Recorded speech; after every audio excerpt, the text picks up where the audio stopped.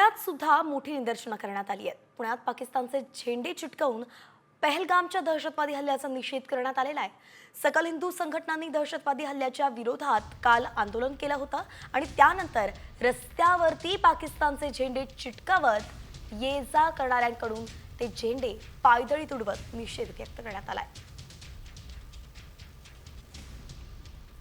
पहलगाममध्ये झालेल्या दहशतवादी हल्ल्याच्या विरोधात देशात संतापाची लाट उसळलेला आपल्याला पाहायला मिळते आणि पाकिस्तान विरोधात देशभरात ठिकठिकाणी आंदोलनं केली जात आहेत।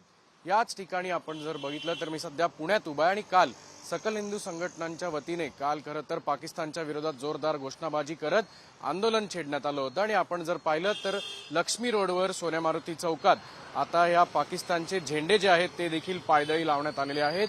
लक्ष्मी रस्ता हा खरं तर शहरातला प्रमुख रस्ता मानला जातो आणि सोन्या मारुती चौकात आपण जर पाहिलं तर हे झेंडे जे आहेत ते काल आंदोलकांकडनं या रस्त्यावर चिटकवण्यात आले आणि त्यावरूनच आता अनेक वाहनं जे आहेत अनेक नागरिक जे आहेत ते अक्षरशः या झेंड्याला पायदळी तुडवत आहेत।